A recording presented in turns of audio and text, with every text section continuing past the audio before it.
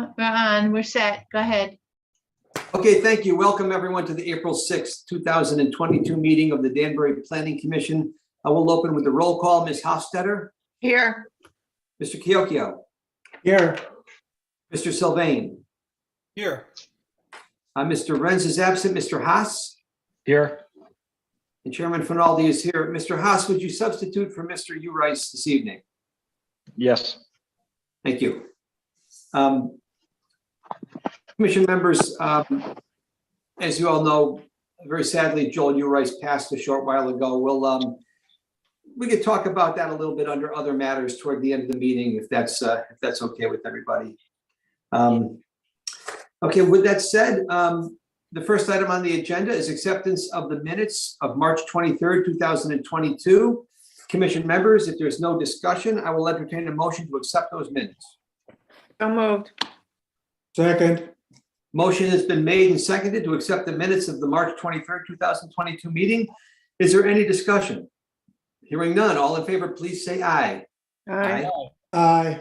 Opposed? The minutes are accepted. Let the record show our next regular meeting is scheduled for April 20th, 2022 at 7:30 p.m. At this time, I'm going to read the introduction with regard to the virtual Zoom meetings. This meeting of the Danbury Planning Commission is being held on Zoom as a virtual meeting. Even though this meeting is a virtual meeting, members of the public and interested parties continue to have the opportunity to participate in the meeting in a couple of different ways. You can participate via Zoom and see the audio and the video, or you can call in by phone and participate via audio only. Please be aware that we may have to mute your microphone or telephone to avoid an echo or some other background noise. Instructions on how to participate in the meeting appear on the City of Danbury website, and all of the documents and materials that apply to the matters to be discussed during this meeting, including the agenda, are also available on the City of Danbury website. As always, if you have any questions regarding how to participate in the meeting, please contact the City of Danbury Planning and Zoning Department. As a reminder, the entire meeting will be posted on and can be seen on the City of Danbury website. We will follow the posted agenda as per standard practice. If prior to the meeting, any questions or comments on agenda items were submitted via email to the Planning and Zoning Department, those comments will be read during the appropriate portion of the meeting. Finally, please remember that technology glitches do sometimes occur. Please be patient if that happens. Thank you. We're going to move right to our first public hearing this evening. Public hearing number 1, Barbara Samuel L. Joseph V. and Angelo P. Jr. Scalzo. Application for special exception revised site plan approval for use generating over 500 vehicle trips per day grocery store in the CCBD zone, 33 Crosby Street, I-13048 in the CCBD zone, special exception number 786. I will read the legal notice now. Notice is hereby given that the Planning Commission of the City of Danbury will hold a public hearing commencing at 7:30 p.m. on Wednesday, April 6, 2022, in a web-based meeting hosted on Zoom to consider the following matter. 1, Barbara Samuel L. Joseph V. and Angelo P. Scalzo Jr. Application for special exception, revised site plan approval for use generating over 500 vehicle trips per day, Indian Food Market, 33 Crosby Street, I-13048 in the CCBD zone, special exception number 786. A copy of this application is on file in the Planning and Zoning Office for public inspection. Parties and interests and citizens shall have the opportunity to be heard at this time. Agenda to be posted will include instructions on how to access the Zoom meeting and application materials and view the meeting in real time on YouTube. Arnold E. Finaldi Jr. Chairman, posted on City website and Town Clerk's Office on March 24th, 2022. Published in News Times on March 25th, 2022, April 1, 2022. Purchase order number 2021-174. Commission members, the staff report dated April 4th was previously distributed, as were other items which pertain to this application, including the traffic report. Is there anyone wishing to speak in favor of this application?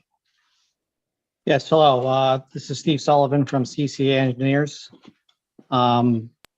I could pull up the site plan if the commission would like. Please. Wait a minute. Okay, now go ahead.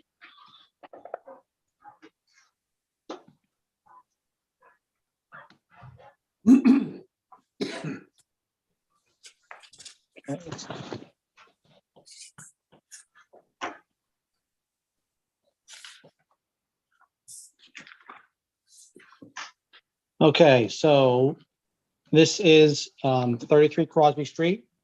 It's 0.44 acres in the C-CBD zone. It's an existing mixed-use building. The upper floors have 2 apartments, which is the second floor. The bottom floor has the commercial activity. There's a Papa John's. There's a Los Andes restaurant, which is Unit 3. And Unit 1, which was a dance studio for a period of time. And that is a unit that we're here tonight to apply for. And it's for a grocery store. It's about 3,900 square feet, that space. So this is really like a tenant fit out for a grocery store. A few weeks ago, we did receive a variance for the parking requirement for a grocery store. We got a variance from going from 1 space per 250 square feet to 1 space per 500 square feet. So we did have some conversations with staff today. We did review the staff report from Jennifer Eminger, and there were some conditions in there that we could incorporate and change the plans accordingly. And then late this afternoon, we received some comments from the city traffic engineer, and comment number, let me just, there's 4 comments, but let me skip number 1. I'm sorry, Mr. Chairman, Steve, I don't mean to interrupt. I Sure. just wanted the commission to know that I did not forward this to the commission. I mean, if you want, I can Oh. read it out loud. That way Steve Sure. can then go through it. That's fine. Okay. Go Is ahead, that Jen. okay? Okay, thanks. Okay, this was received at 4 o'clock this afternoon. The traffic engineer had emailed me yesterday, followed up with the applicant, and then the final report was issued this afternoon. Hi, Jen, we've received the 33 Crosby Street traffic plan and the site plan. Following are the comments. Number 1, install ADA ramps on both the north and south sides of Stevens Lane at Lee Hartel Drive. Number 2, we recommend an easement from Omaha Beef for an alternate access to the parking spaces located on the south side of Stevens Lane. Number 3, install a new epoxy painted crosswalk across Maple Avenue from the southwest corner of Crosby Street. Number 4, all do not enter signs shall be MUTCD type R5-1. Thanks, Vera Kukanda. Okay, thanks, Jen. Okay, so regarding, I'm just gonna go actually in reverse here. Number 4, as far as the do not enter signs, yeah, the applicant will change out and install those do not enter signs onto the site. Actually, before I go further, with this tenant fit out, there was no proposed site improvements when we first submitted. But there's with these 4 comments, there's like the signs that would be a site improvement that the applicant's willing to do. Item number 3, the crosswalk across Maple Avenue, that is actually going to occur under a different site plan modification that's currently before the planning department, and that's for 333 Main Street. As part of that project, the applicant will install a crosswalk across Maple Avenue, and planning staff is aware of that condition. Item number 2, you know, these are this is an old building and old site's been there for decades. It's operating for decades. We don't see a reason to get an easement from Omaha Beef, which is to the on the backside of this building. The site's been operating for a long time through Lee Hartel and Stevens and Crosby. So we don't feel there's a need to get an easement from a third party. And item number one, as part of our 2010 application, which was really renovating the site and this building, they did replace those ramps at Stevens Lane. And we looked at them and they're still functioning and they're still in good condition.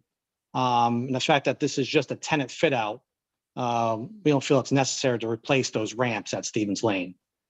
So again, we'll do the signs, and really that's the only site improvement that we feel is needed for 33 Crosby Street.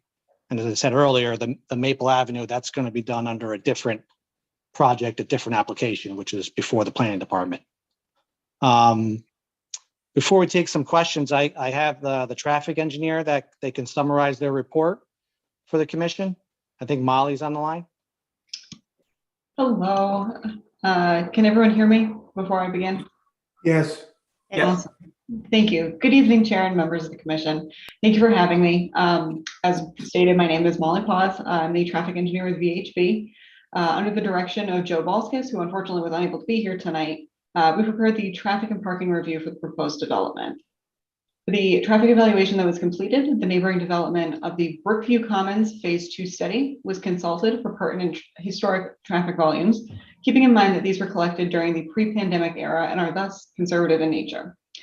As previously mentioned by the team, proposed development is slated to consist of 3,900 square feet of specialized Indian market. Access to the proposed site is provided through the existing driveways. The trip generation associated with this site was estimated using industry standard values provided by the Institute of Transportation Engineers, also known as ITE. The weekday morning and evening peak hour trips associated with this development will add approximately 11 vehicles during the morning peak hour and approximately 35 vehicles to the roadway network during the evening peak hour. That comes out to roughly 1 new vehicle to the roadway every 2 minutes. Traffic generation during the off-peak hours for the rest of the day is expected to be even lower than that. It is also worth noting that as part of the parking review that was accepted recently by the Zoning Board of Appeals, parking at 2 similar sites and similar site uses were investigated and below conservative ITE rates, for a total of 6 vehicles that were noted in their respective parking lots during peak hours. Additionally, in respects to the trip generation, no credit was taken to the previous site use to remain conservative. The minimal additional traffic during the peak hours will show a negligible impact to the existing roadway network. Additionally, the trip generation estimates provide a conservative analysis for the site, and it's VHB's conclusion that the project will have negligible impact on the surrounding roadway network. So I think at this point we could take any questions the commission may have for us.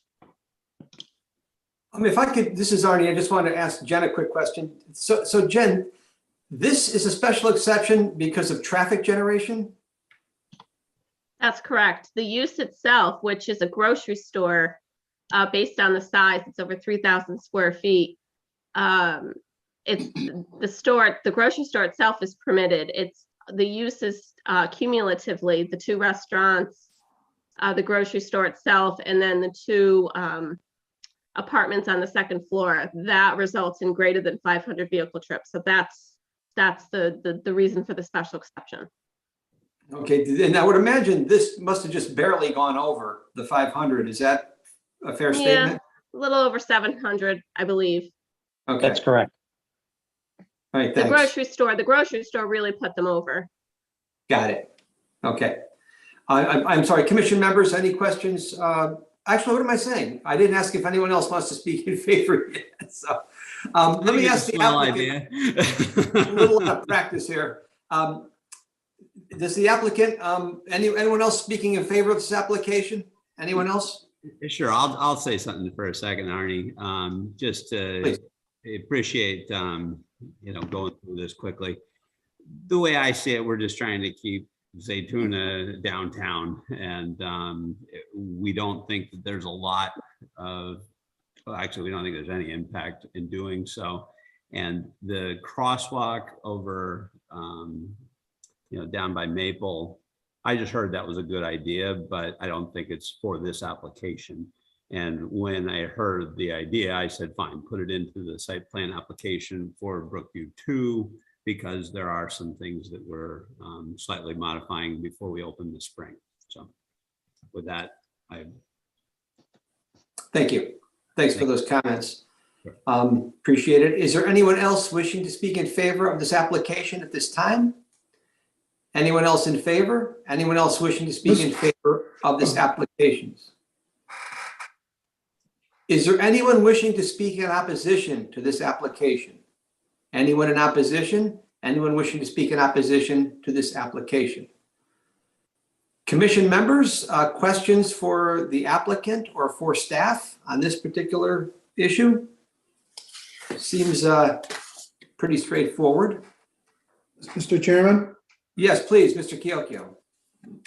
so it looks like in the, as far as the traffic goes, the city requirements versus the ITE, or I guess the city calculations versus the ITE calculations are drastically different. Am I understanding that right? Because it looks like, you know, if there's, what is it, 36 or so, 11 in the morning and 35 peak based on the ITE, but it's 488, I guess, for the based on the city zoning calculations. Is that, am I looking at that right? I don't know, maybe that's for Jen. I'm not sure who the question is to, but Molly might be able to weigh in. Yes, I can answer that. That is correct. The city trip multiplier does provide a much higher and very conservative trip generation rate. Even ITE trip generation rates for this use are very conservative. So comparatively, ITE and the city trip multiplier are vastly different. Like I said, the city trip multiplier is exceedingly conservative.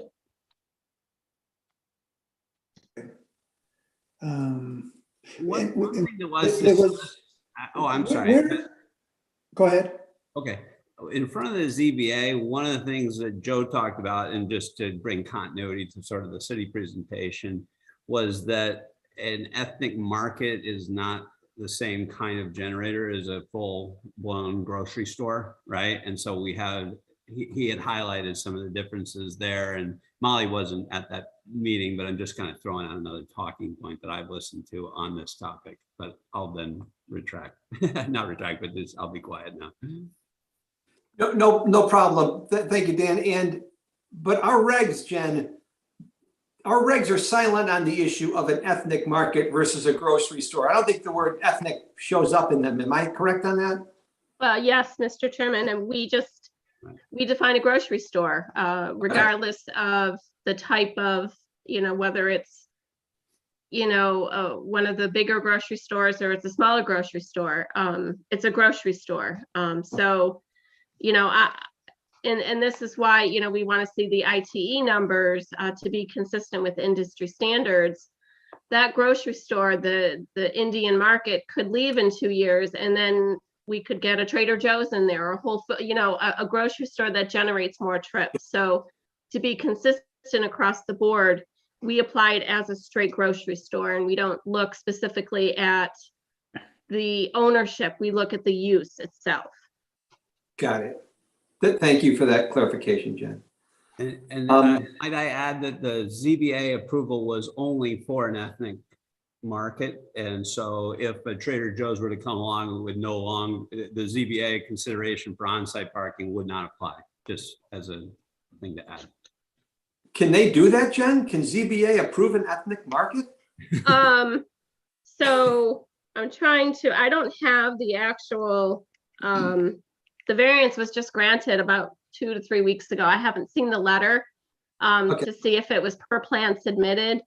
So I can't speak to that. I mean, sometimes what they'll do is they'll say per plan submitted, and if the use says it requires a certain amount of parking spaces, you know, they may need to go back to the ZBA for a clarification or go back for another variance. I can't speak to that, 'cause I haven't seen the language of the variance.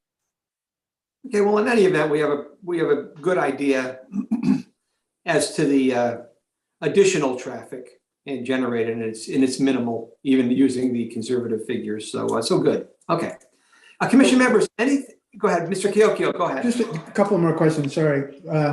So if this use is approved as this market, so if the Indian market were to no longer be there, any grocery store is approved for that going forward? I just want to understand how that approval goes. Maybe that's for Jen, I guess. Yeah, Mr. Chairman, it would be a grocery store. So if, just as I said, if the Indian market was to leave and another grocery store that met the definition of a grocery store, they'd be eligible to go in there. Again, I can't speak to the parking requirements. That would be something we would review internally to determine if the variance still applied to that change in use. So there wouldn't have to be another special exception, right? No, Right, no. okay. Because the use, it runs with the land. Right. So that's why I'm specific in saying a grocery store. Yeah, Again, so it we're needs to meet the definition. So if Yeah. they came in and say they split the tenant space and it fell below the 3,000 square feet, which is the threshold, the difference between a convenience store, convenience market, and a grocery store. If this had come in at 1,500 square feet, we would have called it, or 2,500 square feet, we would have called it a grocery, or we would have called it a convenience store.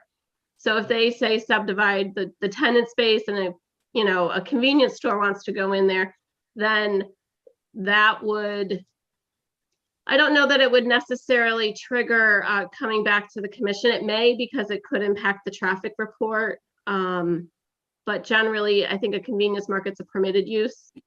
But again, that's something we would handle internally. It would depend on whether it would go back to the planning commission. Okay. And then can you tell me where Stevens Lane is? I don't really see it on a map here. It's, if I may, if you can see my cursor, Yep. see where it says Stevens Lane? Oh, there it is. Yep. Oh, okay. So it's the lane between those two buildings, like Yes. the one that's facing White Street, I guess? Yes. Okay. Well, where it says existing building there, Steve, is that Omaha Beef? That's over here. If Okay. you could see, 52 North or whatever, not 52 North, 50 Maple? White or whatever they call it. I can pull up a Google image. The little shopping plaza with La Cabanita and what was Yeah, the travel Dodo's agency, Plaza. now the glass shop. The travel used to be there. Yeah. Okay, we got it. So Stevens Lane is just that, you don't even know it's a road. It's just that little, it looks Yeah, like a looks- driveway. Looks Okay, like I know. alley, yeah. I Looks got like it. a Attached to the driveway. parking lot, pretty much, yeah. Yeah, got it. Goes along the back of that building. Okay, I know exactly where that is. All right. Commission members, any additional questions? Go ahead, Helen. Thank you, Mr. Chairman. I'm trying to look at the map and it's just too small for me to read everything. So I'm interested in understanding where the deliveries are made, and I guess this market, has deliveries, as do the other two buildings, businesses as well. And I don't see that, and I don't see where the dumpster would go, and those two things, I guess, actually. I believe the deliveries are done during non-business hours, so they don't interfere with the parking, but they do pull into the parking area and do the deliveries for the various uses. But it's done during non-business hours. And I believe, Dan, if you can confirm, I think there's a dumpster in the back room here that they unload to Crosby Street? Or is there? Yeah, there's some, I think they have something over on the Omaha Beef side, on the Stevens Lane side of the building, back as you transition. I don't think it's shown here, but it might be on the Omaha Beef property, but I can't tell you for sure. I know that we've sometimes had them, there's a hallway that's shared between Papa John's and the Los Andes restaurant, right? That's in the middle of the building. And Right through sometimes- here. Yeah. Yeah. All But right, so I guess it'll be accounted for, though it might be mobile, it sounds like, right? yeah, Yes. All right. And is snow removal a problem right now? I mean, snow, where you have to find a space to put the snow, or is that not a problem? it hasn't been too big of an issue. No, I Okay. mean, basically, there's places to push it, and if we have to shovel it out, then they do so. Okay, thank you. Thanks, Helen. Any additional questions for the applicant or staff, commission members? Jen, we're not waiting for any reports from any other city departments or anything on this, are we? No, we're not. We kept it between, the department reviewed it and the city traffic engineer. And just a couple things. So in my staff report, my comments were purely notes to be changed on the plans, consistency to bring it to, existing conditions today. Nothing that would, require compliance with the zoning regulations. It just cleans the map up, the site plan up. Okay. So we could certainly, if the commission decides to close and discuss, that's something that we could always condition, add as a requirement in the approval, if the commission chooses. And then with respect to the traffic engineer comments, I would tend to agree with Steve about the ADA ramps. I mean, they were just installed a few years ago, and if they were doing improvements along site improvements, we would ask for that upgrade, but because it is just a tenant fit out, and they are in good condition, I don't know that that's, requiring the ADA tiles is something that's relevant to this plan. And then staff doesn't have an issue with having that crosswalk installation under the site plan for 333 Main Street. I've already talked to Steve about that, and he'll be getting that plan into us next week. So we'd like to see that plan in before, we commence with the decision on this plan. Because then I won't have to add any additional language. It'll be taken care of through another review. Oh, Thanks. so you wouldn't take action tonight then, until that was submitted? Is that? Well, no, not necessarily. We could Oh, close. okay, I just wanted to make sure I understood, okay. Oh, no. I mean, so my recommendation to the commission, if the commission chooses, is that, the commission's in a position to close the public hearing, move it for discussion. What I would like to see, so I don't have to add it as a requirement in this approval, is to see that crosswalk come in. So we have the guarantee that you're committed to doing the work, because once we close the hearing, I can't accept any other documentation. So you coming in with that plan would be your agreement to install the crosswalk. Okay. In front of God and country, I'll do it, by the way. I know, but but I understand. Got it. Yeah. So Jen, I just want to say back to you what I think you said. Do you want to see that before we close the public hearing? No. Is that, Oh, you don't? No, Okay. no, but I do you- not. Okay. I think you're in a good position to close, and whatever's outstanding, we can talk about when we talk about guidance, and we can, certainly add those as possible requirements in the approval. Okay, Oh. thank you. Commission members, any other questions or discussion at this time? Mr. Chairman, Yes, Bob. there was, in the traffic engineer's memo, the easement from Omaha, I don't know if that was discussed. I know the applicant was, said he didn't think that was necessary, but what, Jen, can you elaborate a little bit on that? What he was looking for there? I know the properties are attached. Why was he looking for that? Do you know? Yeah, I don't necessarily know. Again, we recommend an easement, and I think that's just improve circulation in that area and to allow additional parking. But I mean, this arrangement has been has existed for decades, if not longer. I mean, it's been that way for quite some time. And again, if they were doing something where they needed more parking, then I would require them to provide that easement for rights to pass and repass and a long-term agreement. But in this case, it's just not, it's not required. They've got the variances from the ZBA.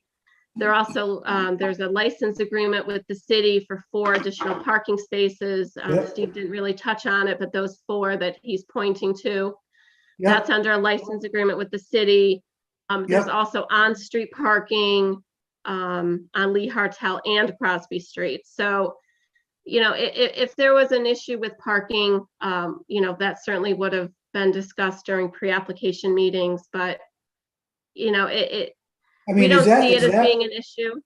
is that what it was for? It was for parking? I mean, doesn't seem like it's Well, that's what necessary. Well, and That's what that's what it says. We recommend an easement from Omaha B for an alternate access to the parking spaces located on the south side of Stevens Lane. So it's the extension of, Steve, can you show that along Stevens Lane? Goes there, right? Those, yeah. It's just informal parking. The parking on this side of the property is lined parking. It's approved parking. Anything that happens beyond that is, it's kind of existing parking that, whether it's complies with the zoning regulations, I don't know. It's not used by the applicant. It's used by Omaha Beef. Up there, yeah, but the Yeah. ones in front of like Papa John's and the other restaurant are lined, right? I mean, I could Oh, see That's some. all line, absolutely. correct. Yeah, that's Yeah. all Okay, on, okay, so, on the applicant's property, and that's for the applicant's building.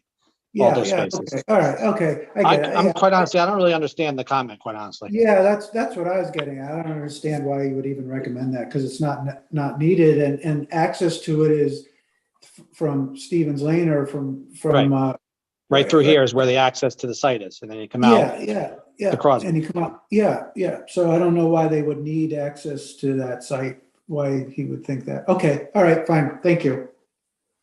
This is just one of those odd old downtown configurations. It's been there since time began. I Yeah, think the building when I was growing up was 1 hour Martinizing. Who remembers that? Oh, Oh, I I- do. I do. Oh, anyway. All right. Commission members, we're not waiting for anything from any other departments. If you are so inclined, we can close this public hearing and move it to old business. I will leave that up to the commission. Is there a motion to close? I'll make that Mr. motion Chair- to close. Second, Motion has been made and seconded to close the public hearing. Is there any further discussion? Hearing none, all in favor, please say aye. Aye. Aye. Opposed? This public hearing is closed. I'll entertain a motion to move this matter to item 1 under our old business agenda. Mr. Chairman, I'll make that motion. Thank you, Helen. second, I think that was Mr. Haas seconding that one. Motion made and seconded to move this matter to item 1 under old business. Is there any discussion? Hearing none, all in favor, please say aye. Aye. aye. Opposed? Okay.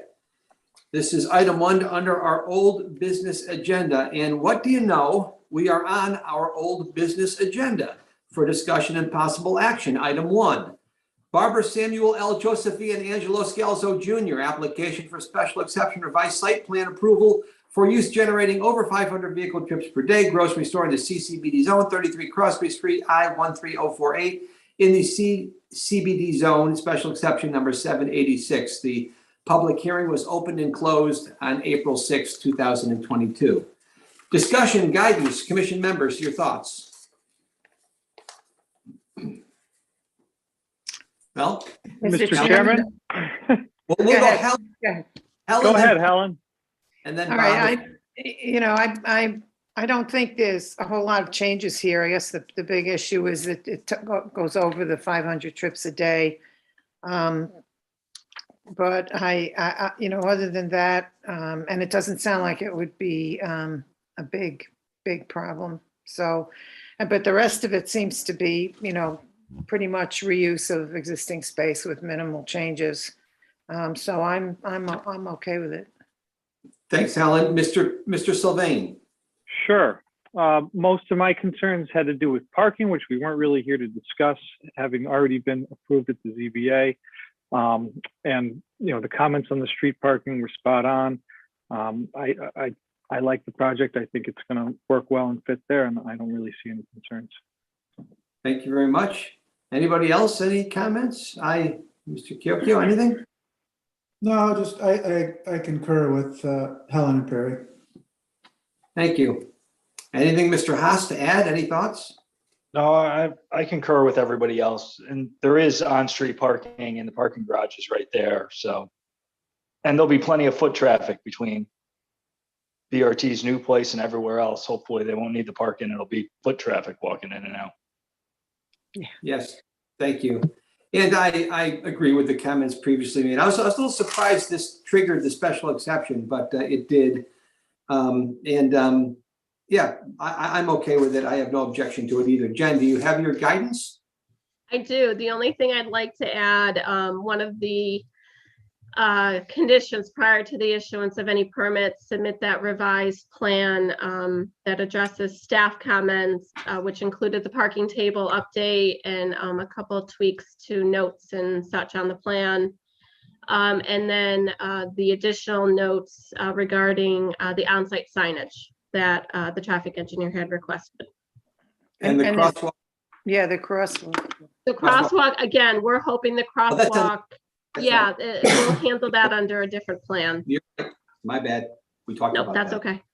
But other Okay. than that, it'll be a fairly straightforward draft approval, other than those Okay.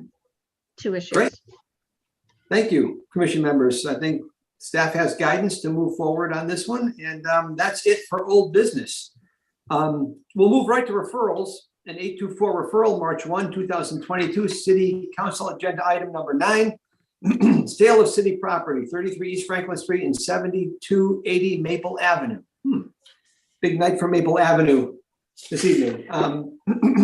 Commission members, there was a staff report dated April 4th, 2022 that Jennifer had previously distributed. Jen, are you taking this one? I am. All yours. Oh, thank you. So we have an 824 referral from City Council. So this is the old Amphenol property. It's located behind the police station across from Jennings Oil, I believe, and it has frontage on both Maple Ave and East Franklin Street. So City Council held a public hearing and they actually voted to declare both of these properties as surplus and to proceed with the preparation issuance of an RFP for the sale of those properties. And that motion was subject to a positive report from the Planning Commission. Just as a little background, both properties were acquired by the city in 2020 through foreclosure. We do know there are environmental issues on this property, particularly on East Franklin Street. We're not entirely certain of contamination on Maple Avenue, but we do know there is contamination on the East Franklin parcel. That second paragraph kind of goes through the specifics of the two properties. The building itself is 104,000 square feet. It takes up a majority of the parcel, and then the Maple Ave parcel is a paved parking area. That building is in disrepair. It's not habitable at this point. And both parcels are located in the IL-40 district. And as noted, there are environmental issues and constraints to the redevelopment that would be noted in any RFP that's issued by the city. So the sale of these parcels for redevelopment provides an opportunity for the city to return the land to the tax rolls and capitalize on the current development momentum that's happening downtown. As a result of the method of acquisition, our city attorneys advise city council that the city is not under any responsibility to record. It's what we call an environmental land use restriction. They actually place a restriction, the state places a restriction on the property. The city is not responsible to make that recording. And it was advised that environmental attorneys be involved in part of this process to ensure that the city is protected for future liability for that remediation. So for these reasons, staff has no objection to the sale of the subject properties in the manner that has been already authorized by city council. Okay, so a positive recommendation on this one basically is saying that we as the planning commission have no objection to the disposition of this parcel. That's essentially what we're saying. That's correct. Okay, good. Commission members, questions for Jennifer? Issues, discussion? Kind of a Mr. big Chairman, eye downtown, I there, would- big dinosaur. Yeah. Go ahead. I would make a motion for a positive referral. Motion made. Do I hear a second? I'll second. Motion made and seconded for a positive referral. Is there any further discussion? Just Hearing one none. question. Please, Mr. Kyokyo. Sorry. How did the city acquire these properties? We foreclosed on it. There are tax liens, water, Got it. sewer, Yeah, okay, taxes. Yep. Got it. Thank you. We never wanted it, Bob. Yeah. It's a big, old, contaminated piece of junk. It practically glows in the dark. But there's not a lot we can do about it. Okay, a motion has been made and seconded for a positive referral. Any additional comments? Hearing none, all in favor, please say aye. Aye. Aye. Opposed? This matter gets a positive referral. Thank you all for that. Commission members, you'll see there's we have quite a few things coming up, actually. This Pioneer Realty, which will have a public hearing on May 4th. That's that big, remember the big dirt pile at the intersection of, I think it's Myrie Brook and Sugar Hollow? Carl Sayers' old thing, remember that? Yeah. I just happened to. Oh, yeah. I worked in Lee, full disclosure, I worked in Lee Farm for 15 years and I had to drive by this thing every day. And now I don't work there anymore and it's all cleaned up and ready to be a gleaming new Mercedes-Benz dealership. It's unbelievable, but we're gonna be taking a look at that one. And some other things coming up as well under for reference only. Jen, was there any comments you wanted to make on any of these items or? No. They're all coming up. All Yeah. good? I know we've had some past public hearing attendees who will be very happy to hear that. So we have nothing under correspondence and under other matters, commission members, I know we were all very sad last week when we discovered Joel Eurice passed away. I believe it was on Friday, March 25th. Very, very sad. Joel was quite a guy. Joel was, as we know, he was very dedicated to the Planning Commission. And as I said in my email to you, fiercely loyal to the city of Danbury. He always came prepared and he was always ready to go. And he was always ready to mix it up. I mean, Joel was what I call a contrarian. He wasn't too worried about conventional wisdom. He liked to debate and mix it up, sometimes with me. And, but I would say that with regard to Joel, even though he and I didn't necessarily see all land use issues through the same lens, there was always an underlying respect there. And I did respect Joel, and he was a very smart, capable guy. And I liked Joel because he challenged you. He did not go along with the program. He liked to mix it up, and that was who he was. And And it's just very, very sad that we're all going to miss Joel. And I'd ask any other commission member, if you have any memories or comments on Joel, please, now is the time to say them. Well, I'll just have, one or two instances here that really impressed me. While we were considering a private recycling center over by the dump area there and the processing plant over there. And Joel, he was very into the technology of how you process the incoming recycle before it, gets transferred somewhere. And he went, and I'm talking about all the machinery and everything and levels of, toxins and, he just was into the science and he came to the meeting, talk about being prepared. He went all the way to North Carolina to see one of these I remember. installations. Really? And, Wow. yeah, and he came back and what do you say when somebody's got all the statistics and everything? And that wasn't the only time he traveled far to get comparisons. And right from that how dedicated he was. There was nothing. There was no ego there. It was all about Danbury comes first. God bless him. I'll miss him. It was apparent. It was apparent in the way, he operated in these meetings, that he carried out his duty with honor. And, there were often times that I wanted to ask questions, or as a newer member, I wasn't sure whether I should ask a question. He asked those challenging questions and taught me that, you do need to ask them, and that's how you protect the city and make sure we get what we intend and what we want out of a project, is to ask the tough questions. And I had a lot of respect for that and the level-headed honor that he brought to the position and everything he did. I will miss him for sure. Yeah.